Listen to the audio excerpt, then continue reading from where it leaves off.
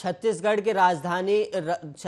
में की राजधानी विधानसभा क्षेत्रों के परिसीमन का नया विवाद खड़ा हो गया है।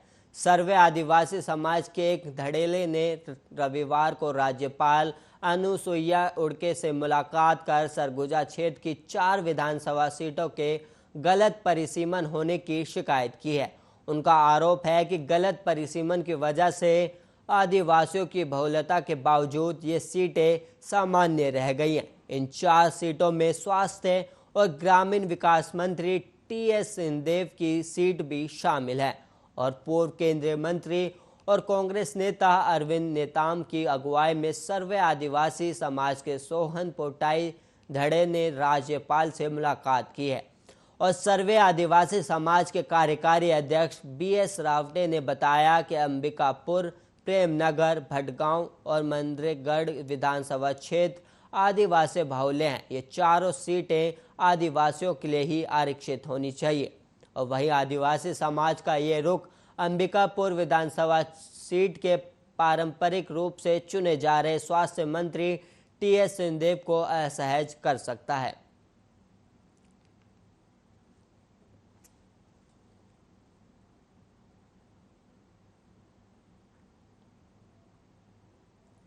बैतूल जिले के गोड़ा डोंगरी इलाके में एक तांत्रिक द्वारा दंपति को जिंदा जलाए जाने का हैरान करने वाला मामला सामने आया है।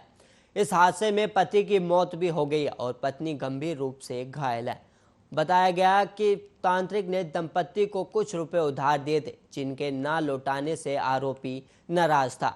इसी के चलते उसने इस घटना को अंजाम दिया। फिलहाल आरोपी तांत्रिक को पुलिस ने गिरफ्तार कर लिया है और घटना गोड़ा डोंगरी इलाके के सालीढाना गांव की है। पुलिस के मुताबिक गांव में रहने वाले रामराव धुर्वे और उसकी पत्नी रामबाई धुर्वे सब्जी बेचने का काम करते थे।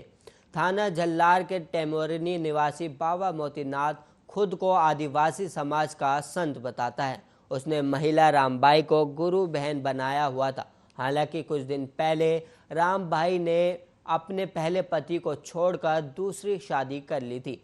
इससे बाबा मोतीनाथ नाराज था। इसके अलावा बाबा मोतीनाथ ने 1 साल पहले महिला को घर बनाने के लिए 11,000 रुपये उधार दिए थे। जब बाबा ने महिला के दूसरे पति यानी कि रामराव धुर्वे से वे रकम वापस मांगी तो रामराव ने पैसे लौटाने से इनकार कर दिया और गोली मारने की भी धमकी दी।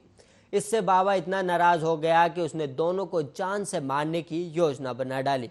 बाबा देर रात दंपत्ति के घर पहुंचा, जहां सभी सोए हुए थे। इसके बाद आरोपी तांत्रिक ने सो रहे दंपत्ति पर पेट्रोल छिड़क कर आग लगा दी और मौके से फरार हो गया। दंपत्ति की चीख की आवाज सुनकर आसपास के लोग मौके पर पहुंचे और दंपत्ति को जिला अस्पताल में भर्ती कराया गया, जहां देर रात पति की मौत हो गई और महिला की हालत गंभीर बनी हुई है। पुलिस ने आरोपी तांत्रिक को गिरफ्तार कर लिया है।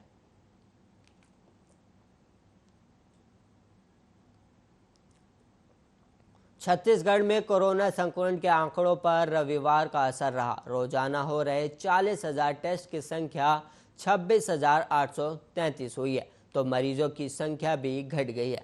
राज्य में केवल 165 नए लोगों में कोरोना संक्रमण की पुष्टि हुई है। इनमें से 43 मरीज केवल जांजगीर, चांपा, रायपुर और दुर्ग जिलों से सामने आए हैं। और वहीं स्वास्थ्य विभाग की ओर से रिपोर्ट के मुताबिक रविवार को राज्य की संक्रमण दर 0.6% रही और वहीं राज्य में सर्वाधिक 17 मरीज जांजगीर, चांपा जिले में मिले हैं।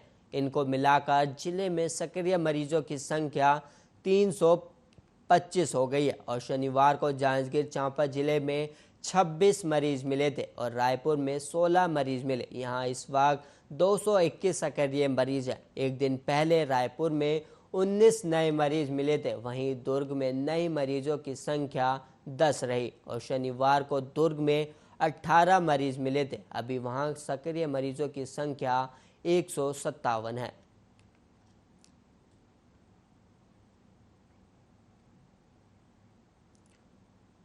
कांवड़ यात्रा को लेकर यूपी सरकार ने सुप्रीम कोर्ट में अपना जवाब दायर कर दिया है।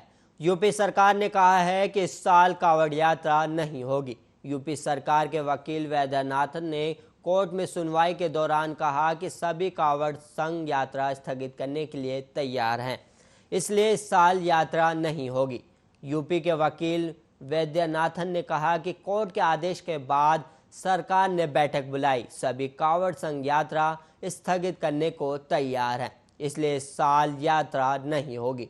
और वहीं आपको बता दें कि यूपी में इस साल कांवड़ यात्रा रद्द कर दी गई है और अपर मुख्य सचिव नवनीत सहगल ने शनिवार को इस बात की जानकारी दी थी।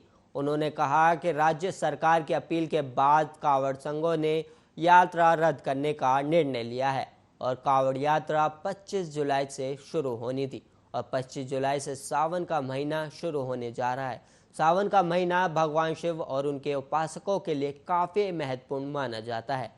मान्यता है कि सावन के महीने में भगवान शिव की पूजा अर्चना करने से भगवान शिव बहुत प्रसन्न होते हैं और भगवान शिव को खुश करने के लिए हर साल लाखों श्रद्धालु कांवड़ यात्रा निकालते हैं।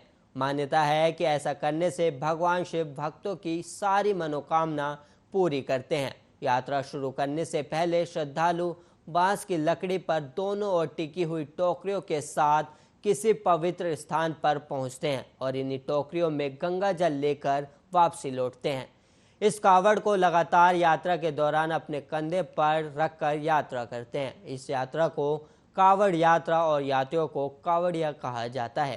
पहले के समय लोग नंगे पैर या पैदल ही कावड़ यात्रा करते थे, हालांकि अब लोग बाइक, ट्रक और दूसरे साधनों का भी इस्तेमाल करते हैं।